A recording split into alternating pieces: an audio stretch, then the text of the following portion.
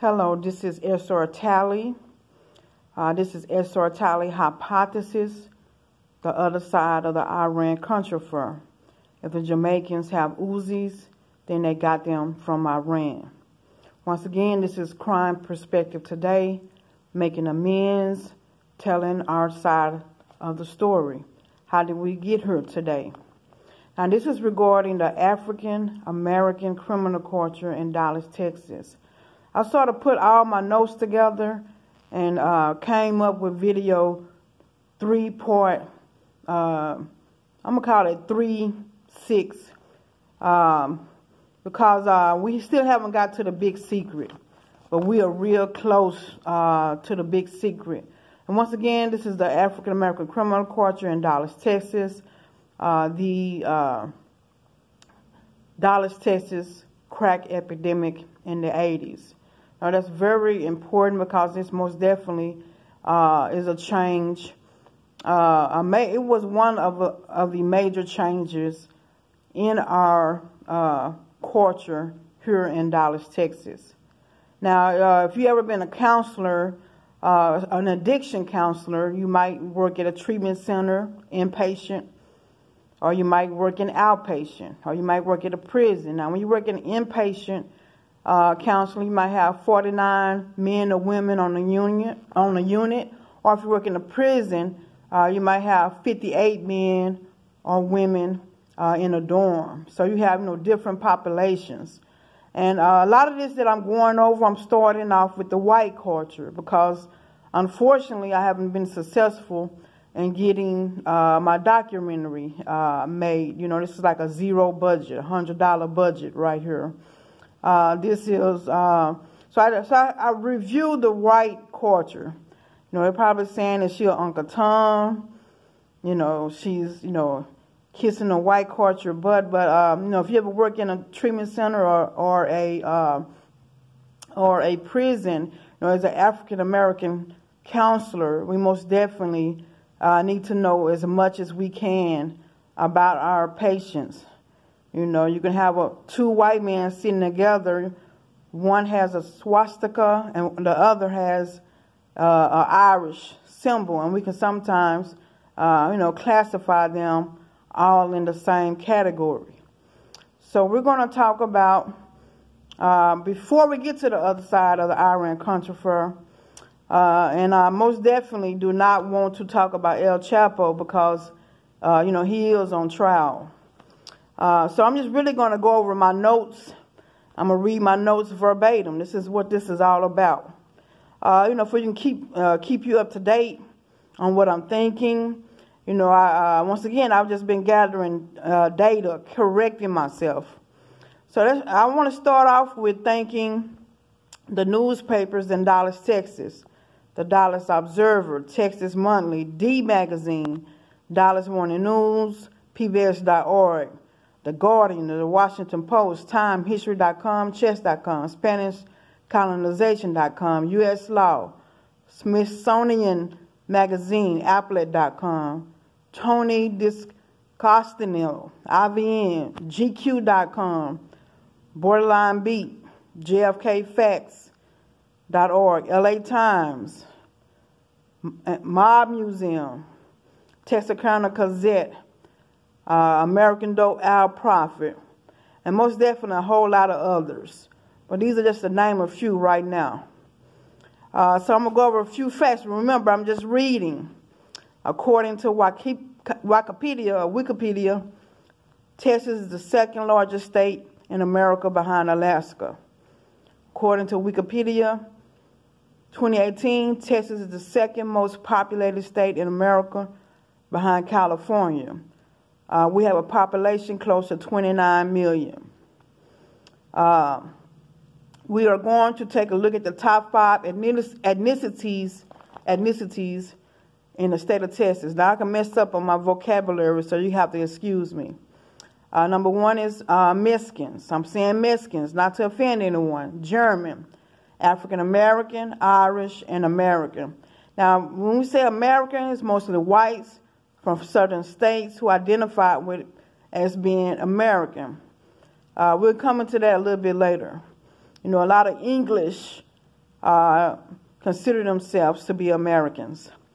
Okay, we're going to look at the Texas Politics Project in 2000 has white non-Hispanic at 52%, Hispanic Latino at 32%, and blacks at 12%, and others at 2%. So that's the majority of our population here in Texas. But we know whites are considered, American, Irish, German, etc., Italian, Jewish. Now, according to Wikipedia, Dallas, Texas is the 9th largest city in America, the 3rd largest city in Texas, behind Houston and San Antonio. Now, Austin and Fort Worth, Texas is not far behind. Now, I'm just going to read some of the things I have been posting on my LinkedIn profile, my Facebook page. I've been probably really upsetting a lot of people, but you really have to be very mature.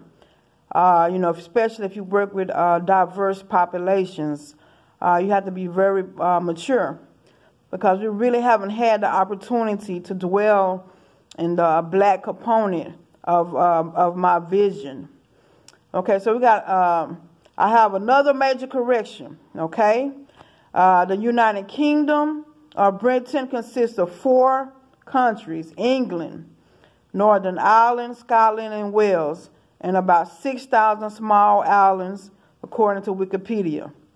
According to Wikipedia, Ireland was not part of the Roman Britain.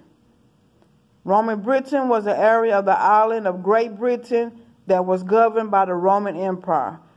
From it comprised almost all of England and Wales, and for a short period, southern Scotland. So Southern Ireland is not a part of Great Britain, and Southern Ireland religion is mainly Catholic. I'll explain that a little bit later. So you have Northern Ireland and you have Southern Ireland, okay? Now, I think one thing that I forgot to mention is that when the Germans were immigrating to America, they most definitely brought beer with them. They bought beer. So most of the beer, Bush, Coors, those were started by German immigrants. Now, we know French bought wine, and the Irish, they like whiskey, etc. Okay, so let's move forward. Okay, and one thing I forgot to put in my notes also is that Germany created cocaine in 1860. That's a very important fact. Now, you probably would know that if you watched all the other videos. They also created amphetamines. So they mainly created cocaine, and they mainly created amphetamines. So they the first one to know the recipe to cocaine. All right. Now, according to the article, The Wild Geese, Comparing and Contrasting African and Irish Slavery in Revolutionary America, Slavery in the New World by the English for African and Irish slaves began in the New World around the same time in the 1600s. Okay, so Irish were slaves when they first came to America. They were slaves. They'll probably say, well, why is she going over there? Because you need to understand that in order to understand a little bit of how we got here today. Because I really have, once again, I'm going over this because I feel like it's important. Now, George Washington, our first president, had English descent or England descent. Some people say, well, George Washington, he kept us as slaves. He's English. The English created slavery. The English brought Irish to America as slaves. Now, according to the article, Rosta's Live Were the Irish Slave Trade, the Forgotten White Slaves, the English made the Irish women breed with African men. So the Irish women were breeding with African slaves, okay? I want to go over this because, you know, anytime you hear about the Irish, especially in the movies, and I've seen a few different movies, but they most definitely focus on the Irish in New York City. Pretty much where it's all at. So I'm going to go over this because the Irish are involved in the cocaine drug trade for sure. Now, the Aryan Brotherhood currently have a high emphasis on heroin and methamphetamine right now. So we're going to get the top Irish gangsters in history. James Big Jim O'Leary from Chicago. John Patrick Looney, Illinois. Dean O'Bannon from Chicago, and he was an associate to the Italian Mafia. George Bugs Moran, who was in competition with Al Capone. Owning the Killer Madden, the famous of the Westies in New York City. Eddie McGrath, Westies or Wesleys, no offense, New York City. James Buddy McLean, Winter Hill Gangs of Somerville, Massachusetts. Mickey Spillane, New York. Elwood Eddie the Butcher, Comiskey, New York City. Howie Winters, Somerville, Massachusetts. James Whitney Borger. Some say he was really working for the FBI. He's a member of the Winter Hill Gang in Boston, Massachusetts. Okay. Jimmy Coonan is considered one of the most violent and ruthless Irish mobsters of all time, and he's from New York City. James Jimmy the Gent Burke was an associate of the Italian Mafia, New York. Kevin Kelly, New York. Jimmy Hoffa. Joe Green of Cleveland. Now, Jimmy Hoffa, they called him the Irishman. He was also maybe indicated in possibly assassinating another Irishman, President John F. Kennedy, which I really do not agree with. My goal today was to look up Texas Irish, but of course I failed to do that. So let's move forward. A major change comes when Martin Luther King is assassinated. Now, when Martin Luther King is assassinated in 1968, blacks in major cities riot. Blacks in prisons began to attack whites and other races. So the Aryan Brotherhood is formed. They are formed mostly by Irish bikers. They have the green shamrock tattoo, and it's on one of their main symbols. According to Wikipedia, the Aryan Brotherhood Bund is only white supremacists.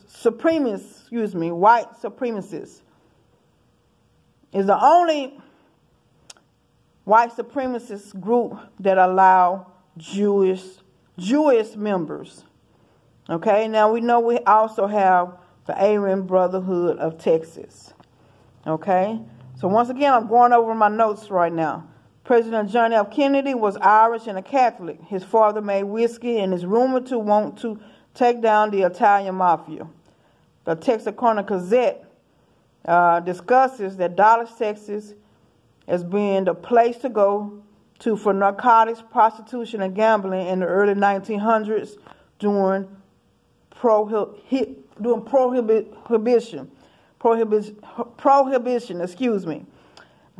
Dallas was a place to go to for beer. Okay, let's go to page 2. You get in trouble reading a lot. According to this article, confronting the Klan in the 1920s, Maine, the Ku Klux Klan is anti-Jew, anti-Negro, anti-Catholic, anti-foreigner, and anti-labor. According to the documentary, How Superman Defeated the KKK, the Ku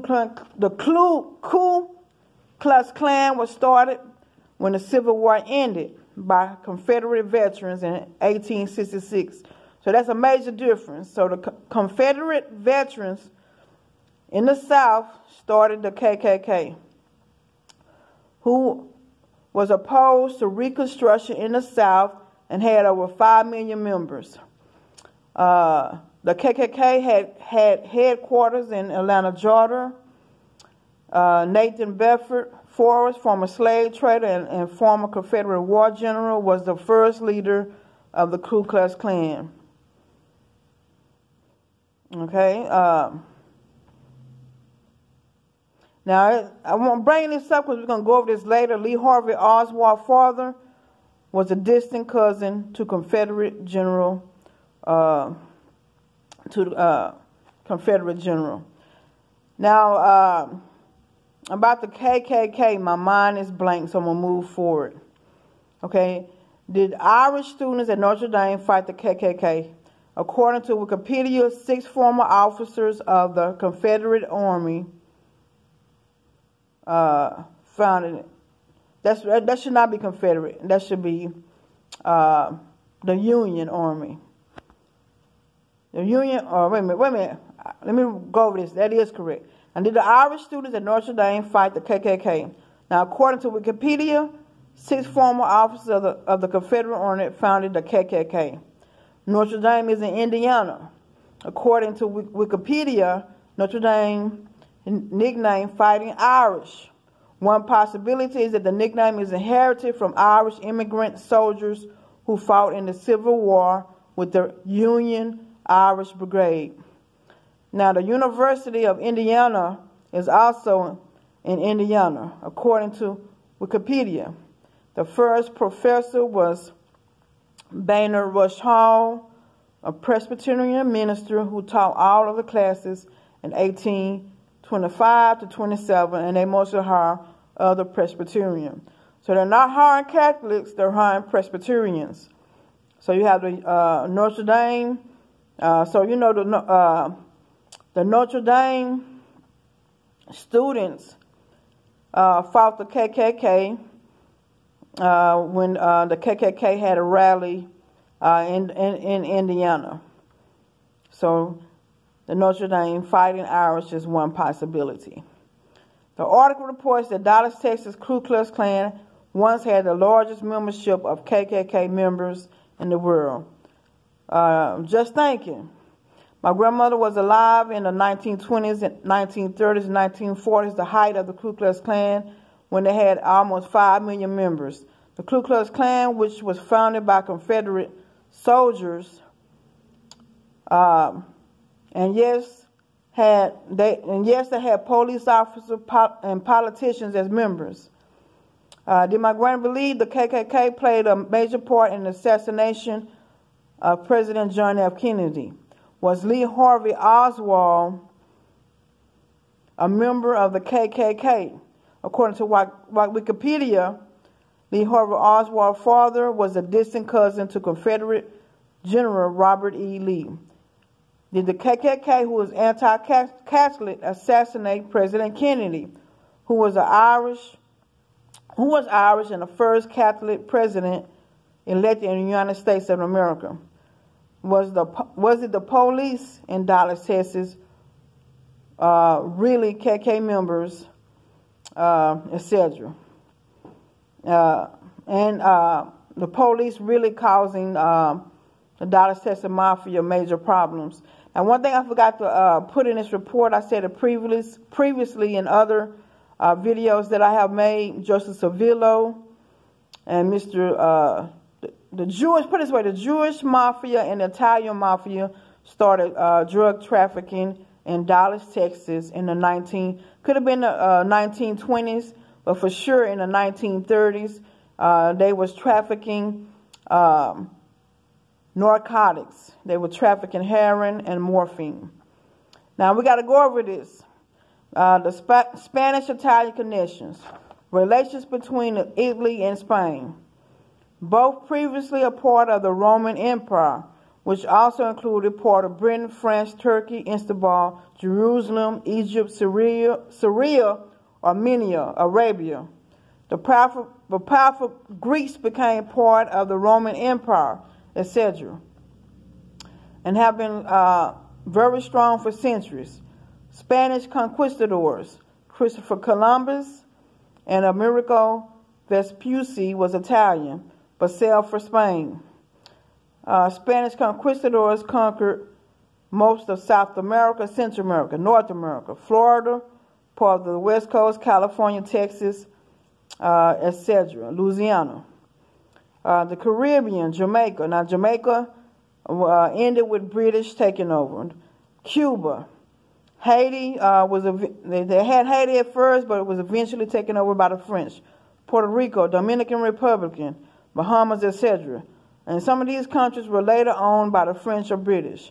Now, the Spanish conquistadors brought slaves to these countries they conquered, and in most countries replaced the Indians that were there.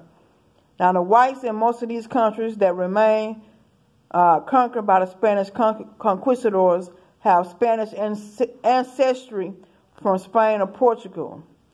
The Spanish drug routes. What is the link between Italy and Spain? Now, the assassination of President John F. Kennedy occurred in Dallas, Texas, and how I believe the Italian Mafia may have caused it. Now, this is one theory. This is an old theory.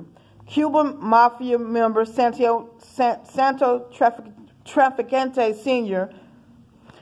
and Santo Trafficante Jr. of Tampa, Florida, had connections with New York Italian Mafia Charles Lucky Luciano and New Orleans Mafia boss Carlos Marcello. In the documentary Mafia versus JFK on AHC, it reports that Lee Harvey Oswald's uncle and father figure was Italian Mafia boss Carlos Marcello, bookmaker, and Carlos Marcello was an associate of Santo Trafficante Jr. and Sr. And Santo Trafficante Sr. was an associate of Charles Lucky Luciano. Now, supposedly the Dallas fraction of the Italian Mafia had relations with New York, New Orleans, and Jewish Mafia in Dallas, Texas. The Dallas, Texas Italian Mafia and Jewish Mafia were trafficking narcotics, morphine, heroin, and bootlegging in the 1930s. It has been reported that the Chinese immigrants, laborers or Chinese Mafia triad, started trafficking morphine and heroin from Sinaloa, Mexico to Texas. Santo Trafficante Jr. died in 1987 in Houston, Texas. And Carlos Marcello dies in 1993 in New Orleans. Now, Carlos Marcello used to come right here to eastern part of Dallas and have lunch, etc. Okay, I'm just going to, this all will make sense in a minute. In this article, The Great War and Cocaine Panic in Great Britain, the French is accusing the Germans of smuggling cocaine into France. And no, the big secret or the other side of Iran Contra Affair has nothing to do with the popular and historic clothes designer Coco Chanel. No offense to Coco Chanel. Some say Coco Chanel obtained her nickname by having cocaine parties, or whether or not she was a prostitute.